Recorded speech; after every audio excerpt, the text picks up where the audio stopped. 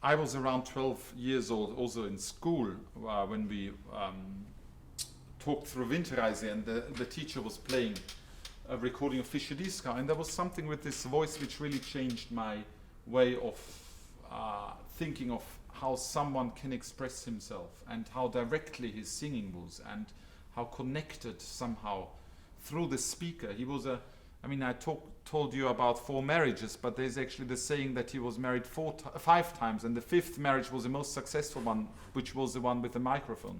And he really had an idea how to connect with a microphone and how to record. And it came across the first time, from the very first time I've listened to him.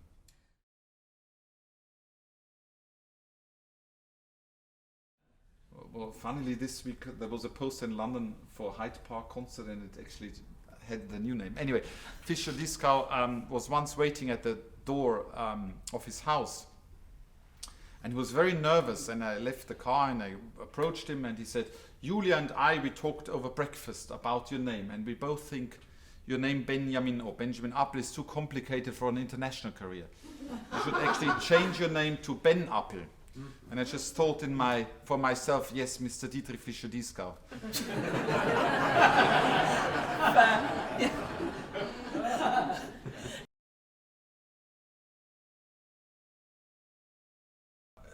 I'm still in touch with his family, with his latest wife.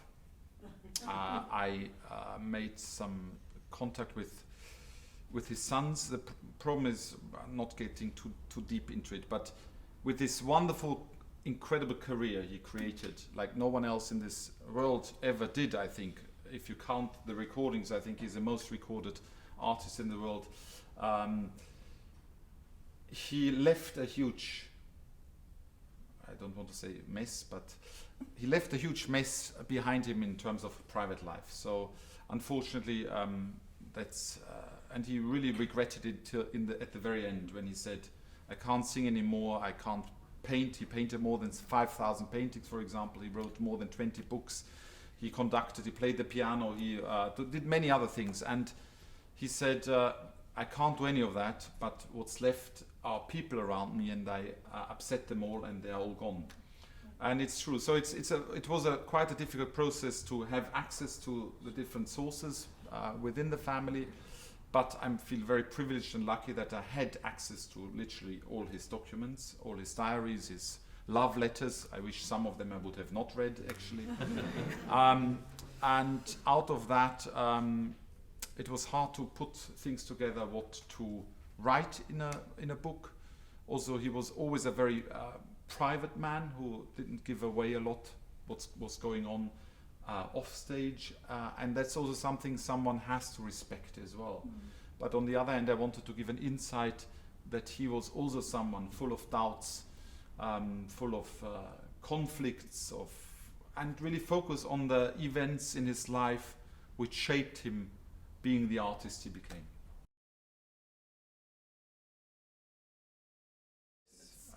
There were some things I think even his wife and his kids don't know, as they didn't go through the documents yet.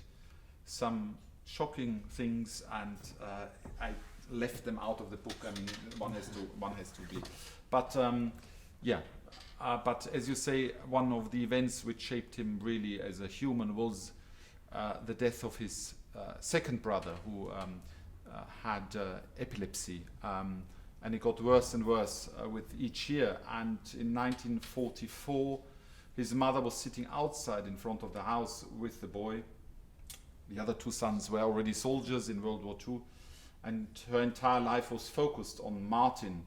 And a black car approached, and the Nazis took the child with them. And a few weeks later, they received a letter that he died because of a cold, but of course he was part of the euthanasia program of the Nazis.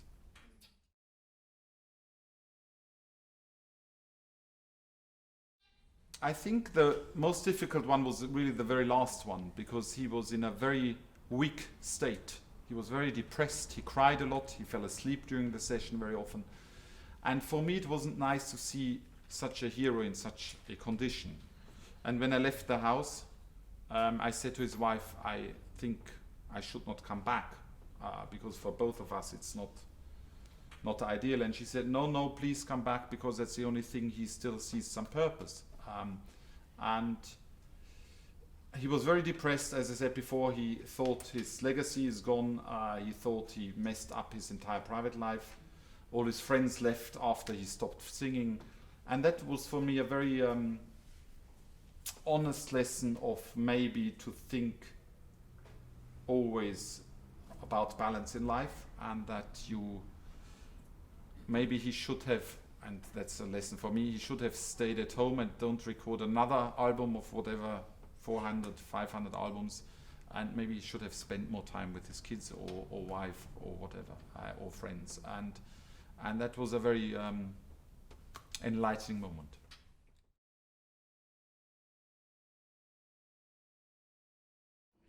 I mean, I can't really judge as I've not been there, but I talked to a few of his pianists recently, also Christoph Eschenbach, for example, with whom he recorded all Schumann songs.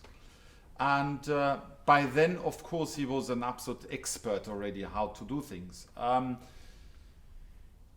He sometimes recorded piece in entire. Apparently all his pianists said he arrived sometimes with all the Schubert songs. Apparently he often was side reading them in the recording studio, and it was at a level where the record producer said, okay, we can move on after one take. So he had this huge capacity of side reading and completely understanding the music immediately. Sometimes apparently he was very obsessed with short little things. He exactly knew which microphones he wanted to have. He knew exactly which distance for what part of the voice. And there's a story with him and Benjamin Britten when they recorded the Songs and Proverbs of William Blake.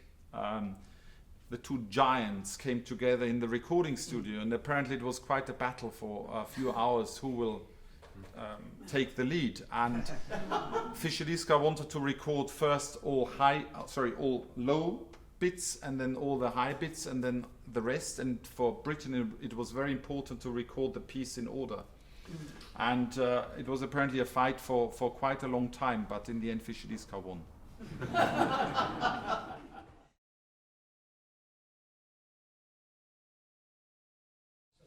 I mean, he recorded literally everything what was there. I think things changed a lot. That's also something we should not forget. When he came back to Germany in 1948, he was young enough to have an international career, not being associated as an active Nazi. There were not, to be also honest, there were not so many male singers anymore in Germany, so there was also, in a way, quite a lot of opportunities for him. And also being at the right time, and I'm the biggest fan of his, so don't get me wrong, so he had the incredible package, but on top of that, he was at the right time in the right place. And having a career to record so much repertoire, even before he came for the first time to America, he sold out his entire tour only because people bought his records. And that's something in our time is impossible as a youngish singer to go to America and have full concert halls and major concert halls. And also, what I found extraordinary in the 1950s, I saw reviews where the critics said he performed Mahler Kindertotenlieder or Brahms 4 series songs or Schubert songs they've never heard in their entire life. He was the first one outside of course, Winterreise and the 10 most famous Schubert songs. He was the first one to record all this repertoire. And people had never heard this repertoire before. It's an incredible gift. We now look for sometimes fifth-class composers and try to find some new world premiere recordings, which he had at a range unbelievable. So that's something, the impact of recording and being seen and being judged is a completely different one now, 80 years or 70 years later. Coming back to your question, there is certainly some repertoire, of course. I would love to explore more. Thanks to Graham Johnson in my studies, he really forced me to learn many songs off copy. So with the repertoire of Schubert, Schumann, Brahms, most of that I covered, which is great. But I don't know. I have to think about specific which repertoire. I will come back to you in a second.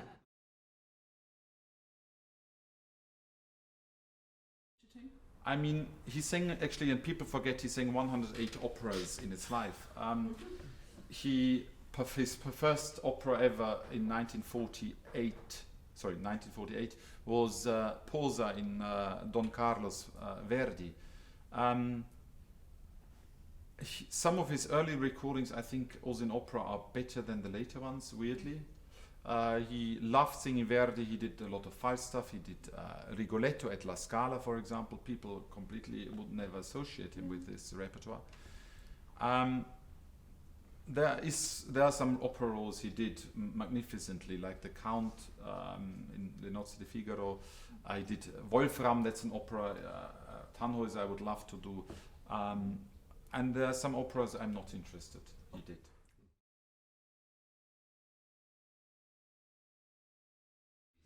I was very happy that I was 27 and quite settled compared to someone who is 18 and sees his hero, because there's always a big danger of copying and imitating. And he also, to be fair, was quite aware that there were so many students of his in the past who tried to follow his way of singing. And he actually encouraged me not to sing like him. But it is really the understanding of balance of text and poetry which I think shaped me very much, and also the hunger, the interest in doing the research around the pieces. And it was extraordinary just having him in the room, I must say.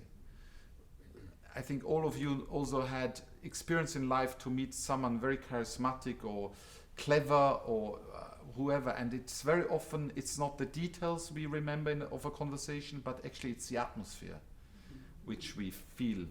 And being there with him, and often he actually, I think often he just had me there to sing along with me. It was like a male chorus rehearsal. And we sang both together for hours, and even this experience, having this voice singing along with you and feeling his energy and his breathing, that was something which is still very present.